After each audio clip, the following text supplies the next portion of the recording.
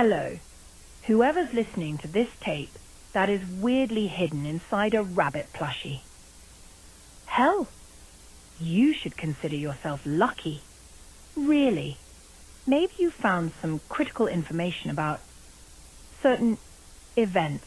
Maybe that will make you take this tape to the police. Maybe your nearest police department. Unfortunately, that's not going to do anything.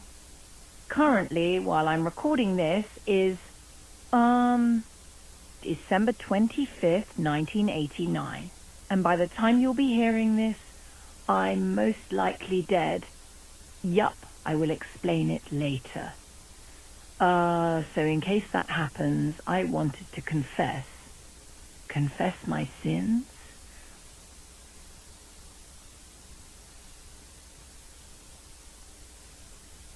I was born in 1946, at a small town. I never had the chance to meet my mother. She died a couple days after I was born, so all I had was my older sister Lenora, my aunt, and my father. But don't get me started at my father. My aunt was the one mainly taking care of me. Unfortunately, she wasn't the perfect person I thought she would be, but she was decent. Not good, not bad. On the other hand, my father, he drank about every day. He was completely neglecting me, except when I cried because of fear, wanting something to eat, or showed some disobedience. He just beat me. It was either a shoe, a belt, his own hand. Even the fucking iron. Oh, but when Lenora did the same things I did, or even worse, she just got a little slap on the wrist and a kiss on the cheek. Fucking piece of... School was a pretty bad experience. Every single day while I was walking to school, I was thinking what the bullies will come up with. After that experience, I couldn't really count on support from my family.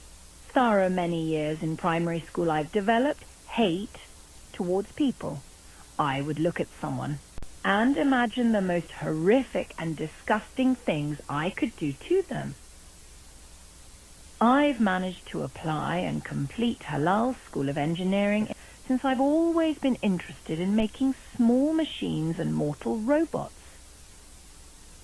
And then I met my future husband. How beautiful he was.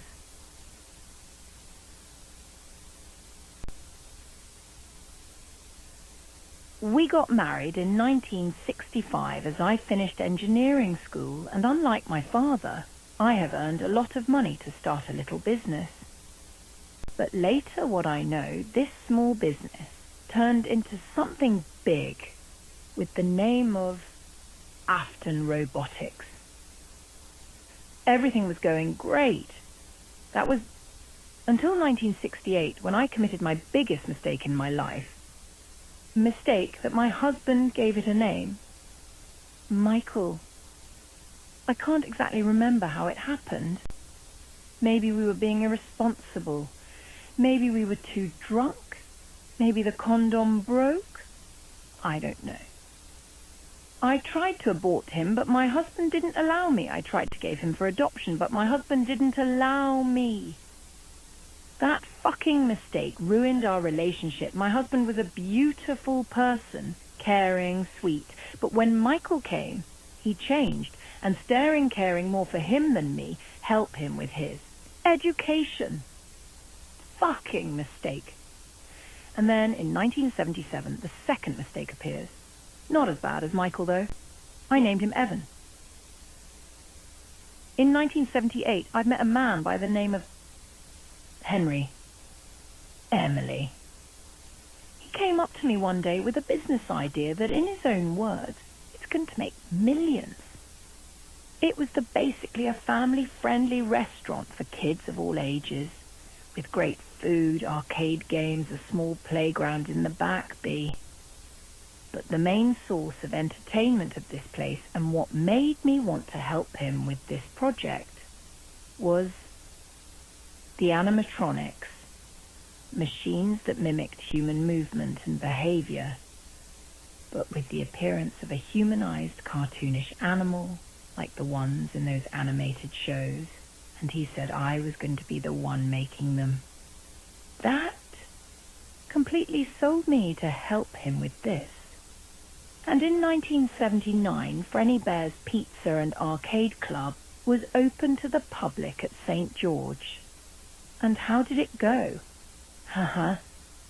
Let's just say that the amount of people that went in the opening day, half of them were eating outside due to not being more space for them inside.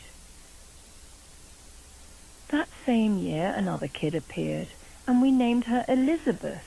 She was, if I'm being honest with you, she might be even worse than Michael.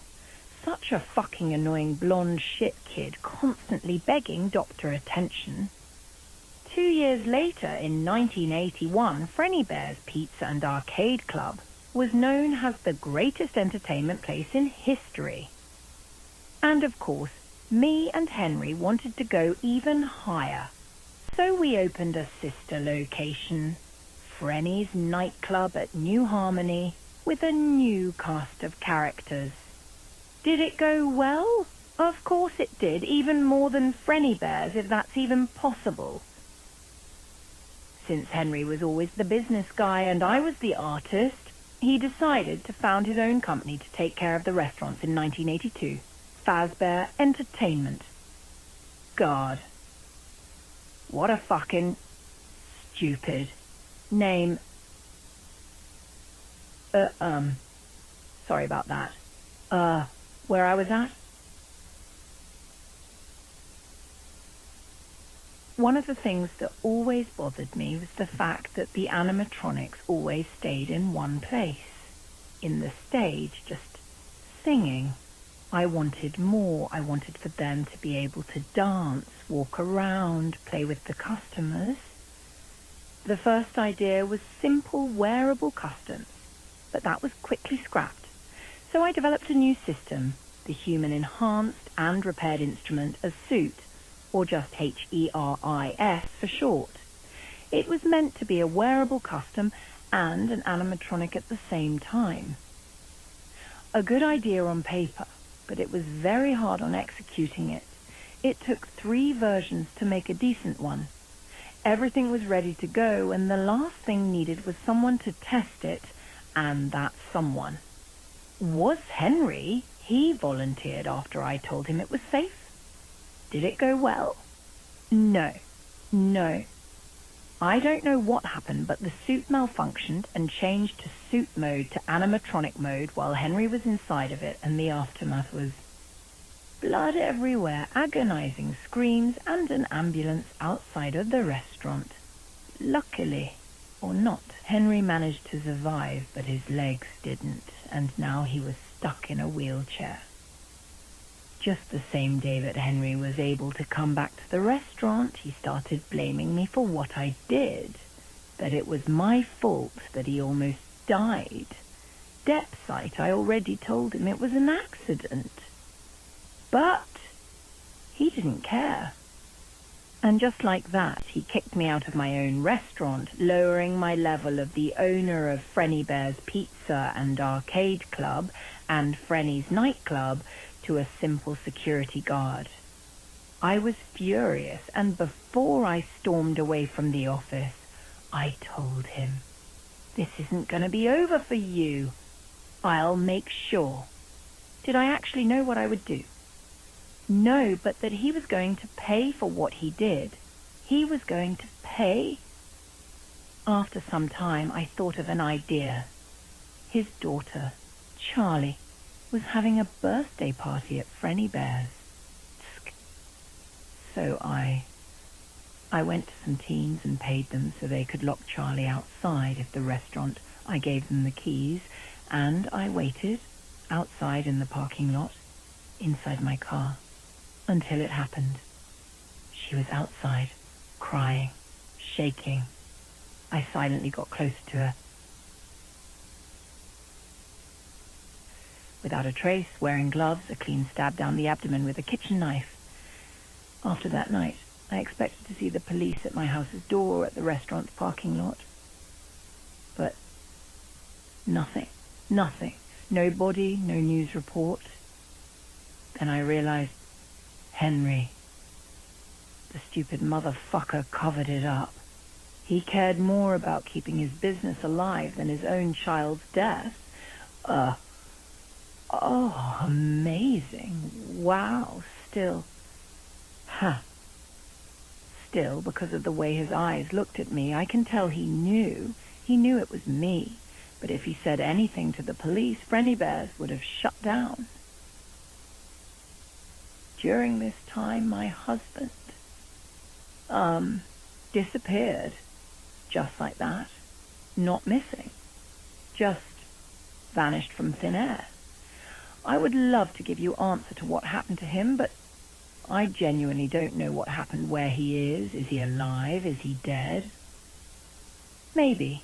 It's not important. His disappearance really affected my kids, especially Michael, who started bullying Evan. He would wear a Fexa mask of Frenni's nightclub and scare him when he least expected it.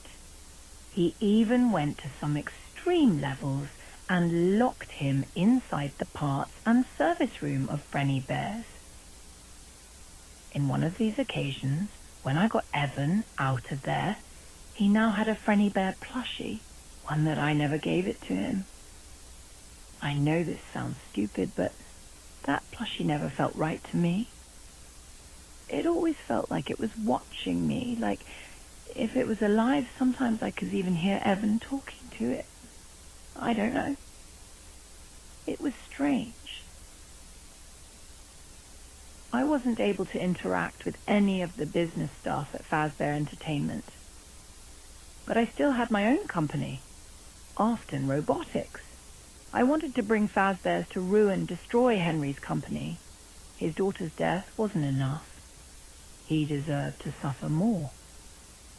I planned on starting my own family restaurant with animatronics to compete with Henry, but I didn't have the amount of money necessary to do it. Until that night, January 1st, 1983, it was Evan's birthday. He was having his big party at Frenni Bears.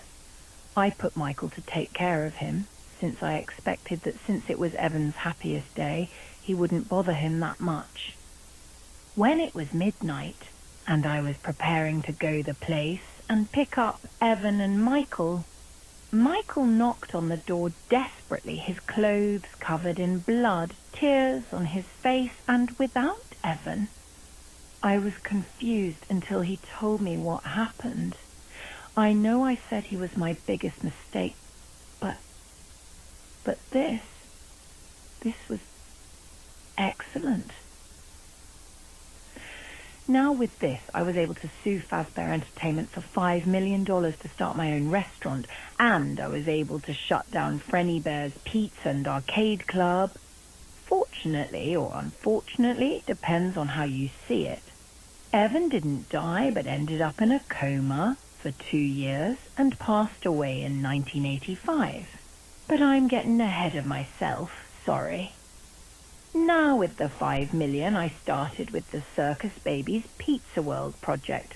The first animatronic I made was Circus Baby.